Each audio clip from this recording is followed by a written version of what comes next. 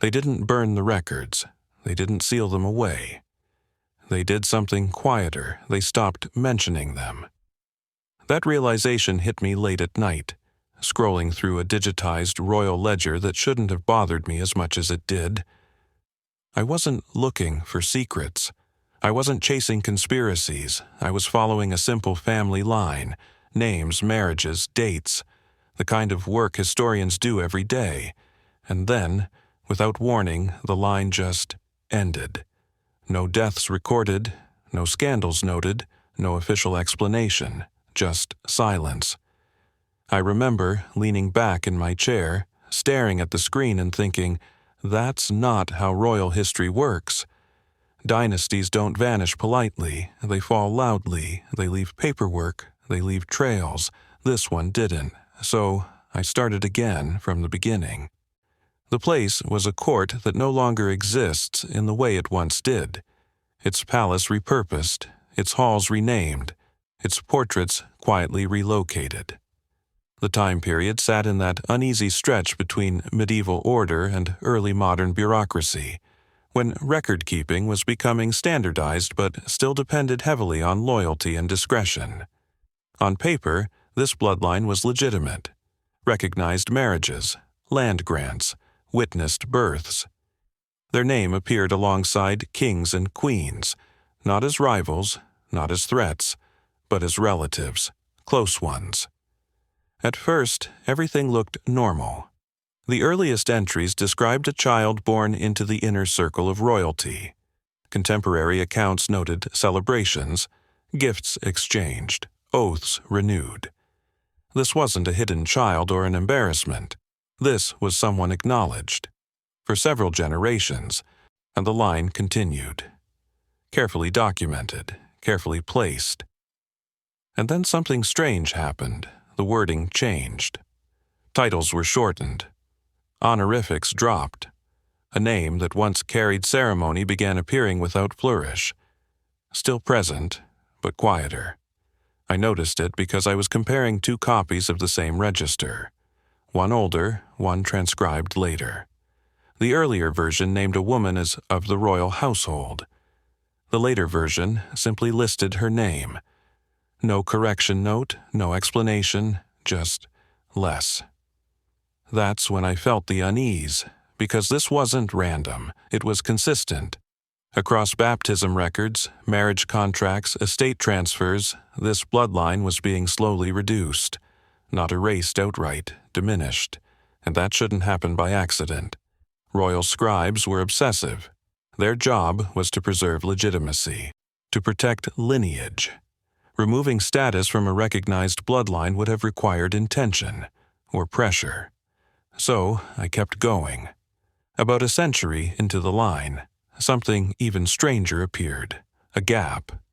One generation was there, the next, partially there. Names appeared in household accounts, payments for clothing, stipends, travel, but not in the genealogical rolls where they should have been formally acknowledged. I remember thinking, maybe they died young. Then I checked burial records. Nothing, no tomb inscriptions, no church entries, no memorial payments. In a period where even minor nobles left traces in stone, these people left none. What they did leave were buildings. One estate kept appearing in tax surveys long after the family supposedly vanished. Renovations approved. Roof repairs funded. Gardens maintained. Someone was paying for upkeep, but the family tied to it was no longer named. That contradiction bothered me more than anything else. Because structures endure. Ownership requires documentation. If a bloodline ended, those assets would have transferred, absorbed, reassigned, with paperwork to prove it. Instead, the buildings remained connected to no one. At least, no one officially remembered. I started reading correspondence next. Private letters. The kind not meant for public record. This is where history usually breathes. And there, buried in polite language, I found the first emotional crack. A letter from a court official to a distant relative referenced the uncomfortable matter and advised discretion. Another warned that continued mention serves no one. A third, this one written decades later, asked whether it was still necessary to pretend. Pretend what? That word stuck with me, because pretending implies shared knowledge, an agreement. Silence maintained not by ignorance but by choice. By now, I wasn't just reading history, I was watching it withdraw. The bloodline hadn't been struck from the record in a single dramatic act. It was being eased out, line by line, title by title, until future generations wouldn't even know what to look for. And then I found the moment where it finally slipped. One registry, the kind used as a definitive reference, listed a succession that jumped a name. Not crossed out, not corrected, simply skipped.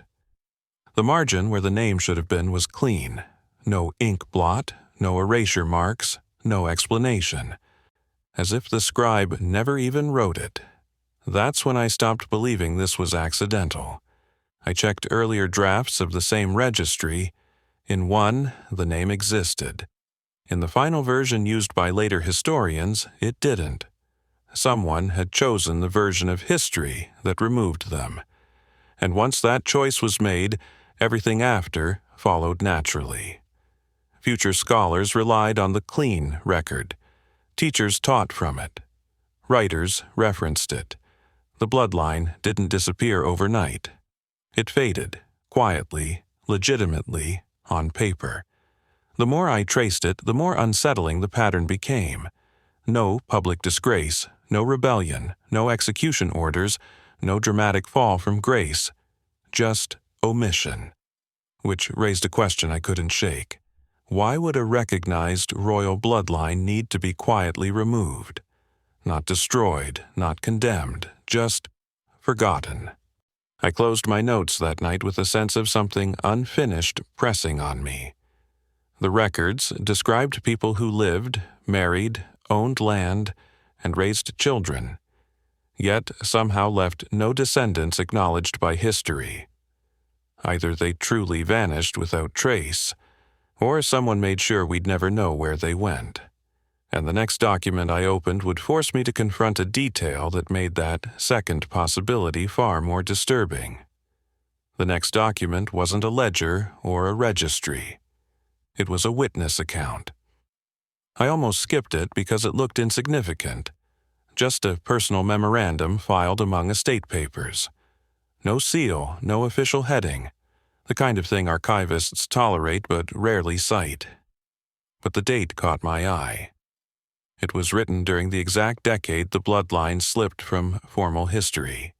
The writer described a gathering at the old estate, the same one that kept appearing in tax records long after the family supposedly ended.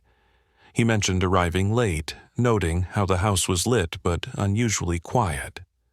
Servants present, tables set. Guests expected, but the hosts were never named. Instead, the writer used a phrase that stopped me cold. Those people who are no longer to be spoken of. I read it twice, then again. This wasn't a rumor written centuries later. This was contemporary. Someone alive at the time knew the rule and followed it instinctively. The memorandum went on to describe a child seen briefly in the hall. The writer hesitated, then added a line in the margin, as if reconsidering whether it should exist at all, saying the child bore the face of the old portraits. I knew which portraits he meant. I'd seen them earlier in my research. Paintings now labeled vaguely, their subjects described as unknown noble or court relation. Faces that once had names. This wasn't erasure after the fact. This was happening in real time. From there, I started mapping patterns instead of names. I looked at 3 separate regions connected by marriage alliances, different courts, different rulers, different cultures, and yet the same thing happened in each place. A recognized relative appears in early records, their children are acknowledged briefly, then titles soften, mentions thin, And finally, silence. No scandal links them, no shared crime, no religious conflict that could explain it. But there was one common thread. Each branch of this bloodline intersected, at least once, with succession. Not directly, not as heirs, but close enough to matter. In one region, a member stood as a potential regent. In another, a marriage connected them to a disputed claim. In a third, a child was born at precisely the wrong moment. Between deaths, before confirmations, during uncertainty.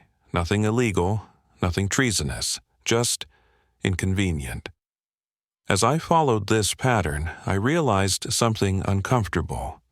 Royal history doesn't only record what happened, it records what needs to be remembered, and sometimes what doesn't. The deeper I went, the more human traces surfaced, only to vanish again. A nurse's pension approved for long service. A tutor reassigned following changes in household structure. A dowry listed without a bride's name. These were people affected by the removal, even if they didn't belong to the bloodline themselves, and their lives bent around an absence. One letter, written by a woman who identified herself only by her first name, described being dismissed suddenly from service. She wrote that she was told not to ask questions and not to speak of the children. Plural. Children who, according to official history, never existed. That letter ended with a sentence that still hasn't left me. They said it was for everyone's peace. Peace. That word appears often in moments where history smooths itself over. I started noticing architectural changes next. Doors sealed, corridors rerouted, private chapels closed for repairs and never reopened. Apartments, once assigned to this family, absorbed into general court use. Physical space was being edited to match the record. What disturbed me most was how careful it all was. No mass destruction, no public decree. At no single moment future historians could point to and question. Just small, reasonable adjustments. Over time, those adjustments became reality. Then I found a court inventory that didn't quite add up. It listed ceremonial items, rings, seals, banners, that belonged to a branch of the family. The objects were logged, stored, preserved. But under current holder, the entry read, held in trust, not transferred, not inherited, not destroyed, held, for whom? There was no answer. Trust implies expectation. It implies someone may return, or be acknowledged later. Yet centuries passed. No one came forward. And then, abruptly, even the trust notation disappeared from later inventories. The items were still there, renamed, reattributed. Their origins softened into ambiguity.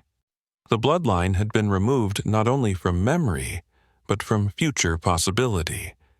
At this point, I realized something I hadn't wanted to admit. This wasn't just about hiding people. It was about preventing questions. Because as long as the bloodline existed in any acknowledged form, it complicated narratives. Succession lines, legitimacy, authority.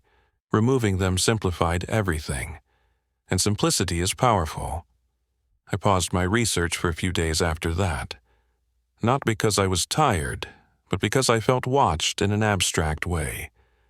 Not personally, historically, like I was pushing against a door that had been carefully sealed. Not to keep people out, but to keep doubt from leaking in. When I returned, I focused on the last generation that could be clearly identified. They were young, too young to have made enemies. Contemporary notes described them as quiet, educated, well-liked. And then, all at once, references to them stopped. Not gradually this time, all at once. Their tutors reassigned, their household dissolved, their allowances ended. No death notices, no marriages, no exile orders. It was as if someone had reached into the narrative and cut the thread cleanly. The final document I found for this part of the story was a church register with a missing page, not torn out, carefully removed. The surrounding pages were intact, the binding undisturbed. Whoever did it knew exactly what they were taking. And judging by the dates, that missing page would have recorded the coming of age of the last known members of the bloodline, which means something happened right as they were about to become visible as adults. It's the moment history closed over them. Not when they were born, not when they were children, but when they could speak for themselves. And that realization led me to a question that made my hands stop on the keyboard. If they weren't recorded as dead, and they weren't recorded as alive, then what exactly were they allowed to be? By the time I reached the end of the trail, the records stopped resisting. They simply gave up. The final references to the bloodline didn't look dramatic. No warnings, no urgency. Just a quiet administrative calm that felt almost rehearsed. Lists without names, payments without recipients, rooms reassigned without comment. It was like watching a tide go out. The people were gone, but the shoreline remained. The buildings were still there.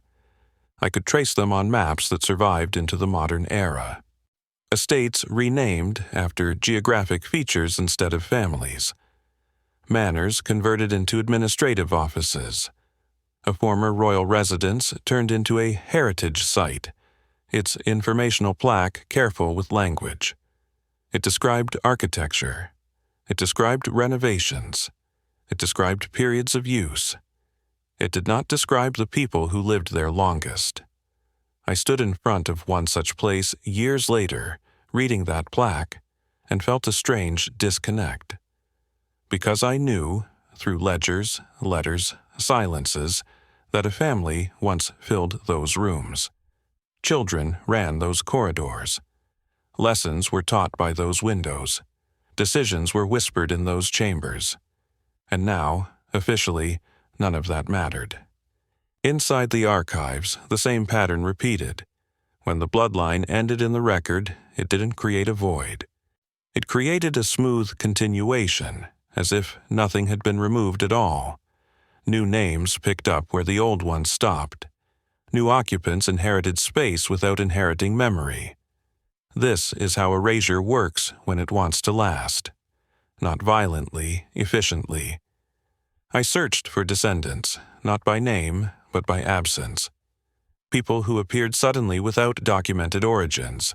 Individuals granted modest positions, modest land, modest anonymity. There were a few. Not enough to prove survival. Too many to ignore entirely. One man, centuries later, petitioned for recognition of a family claim. The request was denied politely. The response cited insufficient documentation. No reprimand, no threat, just closure. After that, no further petitions appear. The system didn't need force anymore. Time had done its work. What unsettled me most wasn't that the bloodline disappeared. It was how cleanly history accepted it. No footnotes, no academic disputes, no lost branch debates. Silence had become consensus. And consensus is harder to break than censorship. In one final inventory, I found a note written by a clerk generations after the disappearance. He was cataloging artifacts and paused to remark that a particular seal bears a mark not corresponding to any known house. He didn't investigate further. He didn't question it. He just recorded the anomaly and moved on. That's when it hit me.